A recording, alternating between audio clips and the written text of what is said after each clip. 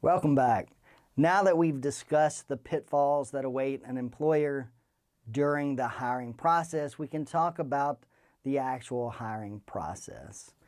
Now, we know that legal issues often arise during the hiring process. This is where you're likely to get those discrimination claims from people who were not hired for the job.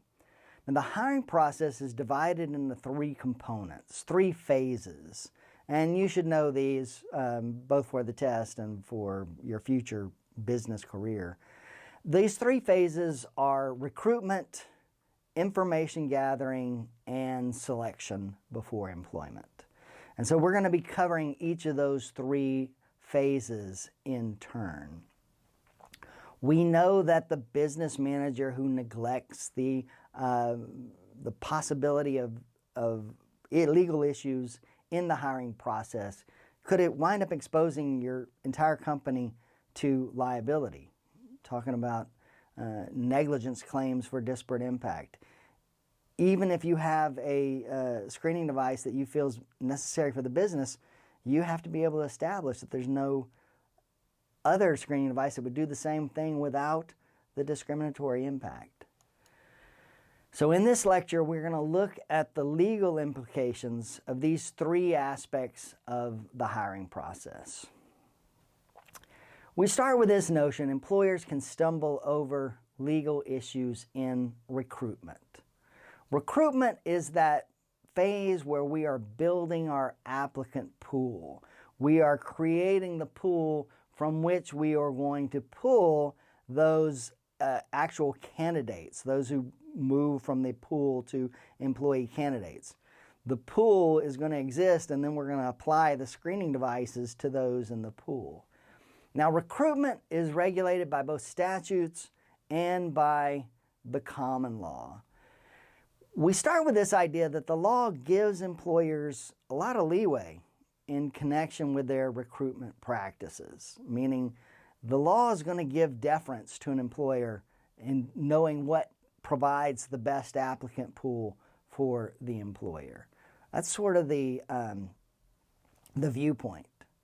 Nevertheless, employers may still find trouble if their discrimination is not based on legal factors, but instead is based on membership in a protected class. Remember, employers discriminate all the time. They discriminate against less educated individuals in favor of more educated. They discriminate against less experienced in favor of more experienced. They may discriminate against those with bad attitudes in favor of those with good attitudes. So employers can discriminate, they just can't do it on the basis of membership in a protected class. Now, federal and state statutes govern the recruitment process. What federal statutes govern it? Well, Title VII, obviously, as we've discussed, but also the ADA, the Age Discrimination and Employment Act, the Immigration Reform and Control Act of 1986. All of these statutes govern the recruitment process. But it's not just the statutes, but the common law also regulates recruitment through the law of misrepresentation or fraud. And in fact, because of the common law, employers may become legally responsible to employees for the false statements they make in connection with recruitment. These often come up because of a discussion about job terms, comments involving job terms, or the company's current financial situation, meaning, yeah, we're going to hire you, and then in a year we'll probably promote you to the next level, and in 3 years you'll be a senior manager and you'll be making lots of money. So yes, apply for our job. You know, that's a statement that maybe it's just hyperbole. Maybe it's just like, oh yeah, there's a lot of opportunities for advancement. But for an employee candidate, for someone who's deciding whether to apply for your job or not, whether to not apply for another job, well, those inducements to apply for your job, well, that sets up certain standards of what they are entitled to. So these situations where an employer makes these false or negligent claims about advancement, about the job terms, or about the company's current financial condition. We're doing great. We're going public next year. Everyone who goes to work now is going to make a ton of money. Those are statements that are regulated by the law, rules against misrepresentation and fraud, those common law rules based on misrepresentation and fraud. Misrepresentation could also occur involving statements about job security or promotions or benefits.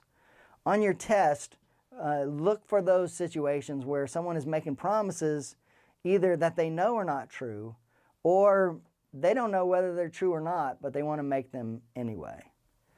Now, the scary thing about this for employers like yourself is that those statements, even if they're made by a very junior person who's going to attend their very first career fair as an employer, those statements could be attributable to the company as well and could create liability on the part of the company.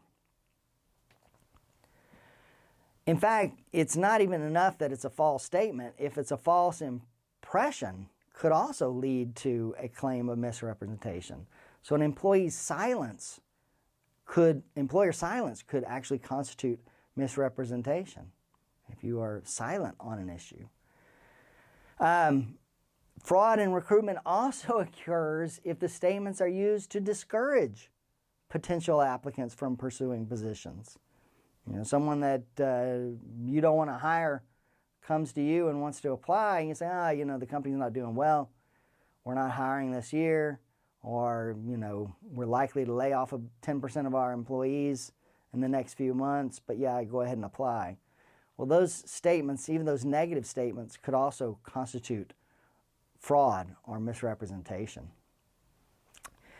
Now, the scary thing in terms of discrimination is that there are very many common recruitment techniques that are not illegal per se, but they could lead to a claim of employment discrimination.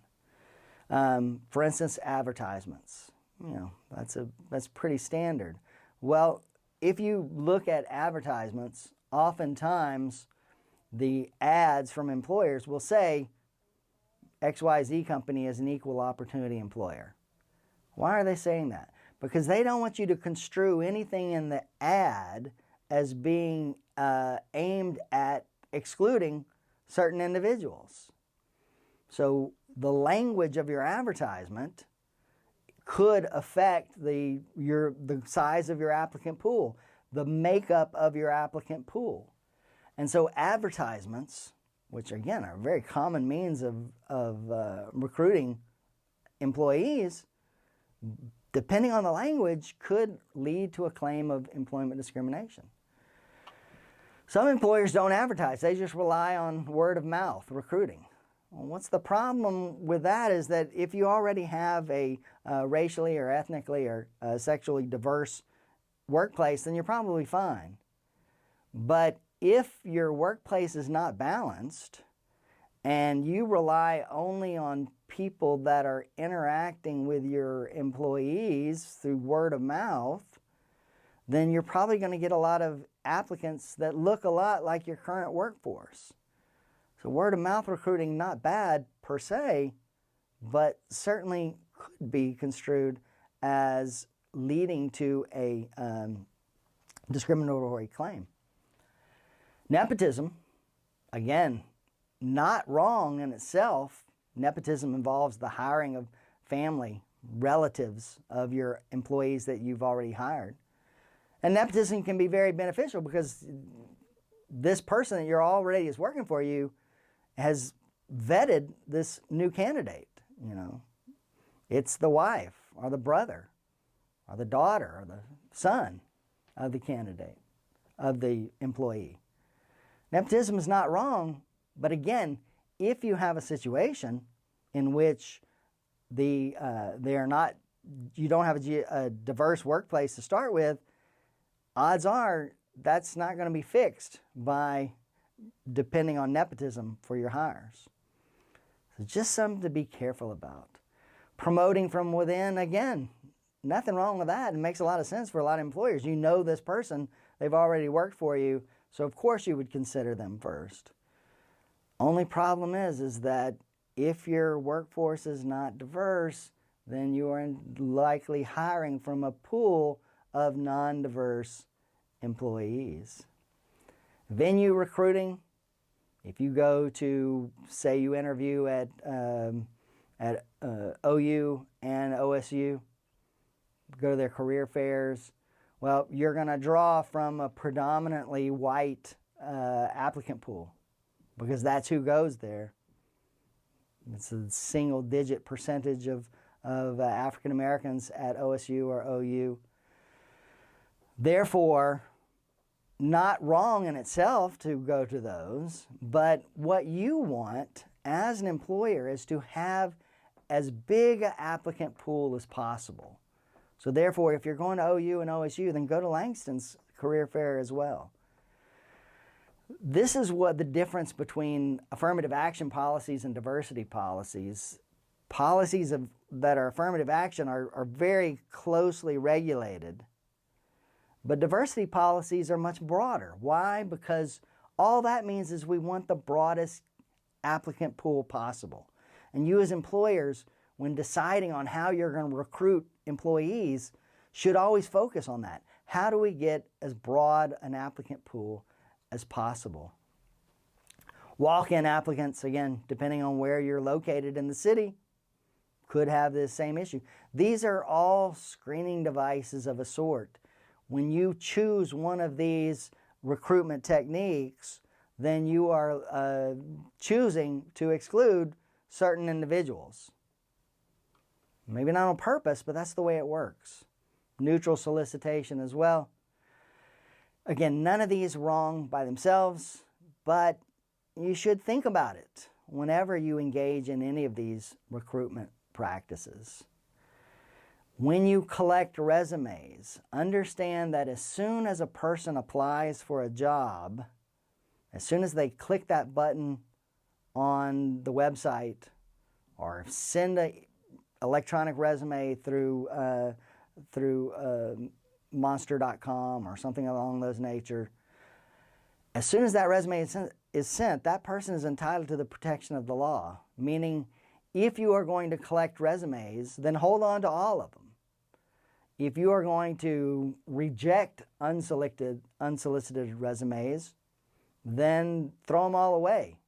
But don't pick and choose. Don't put some aside, well, maybe I'll consider this person later, and some of them we just eliminate right off the bat. So there are concerns too with the collection of resumes.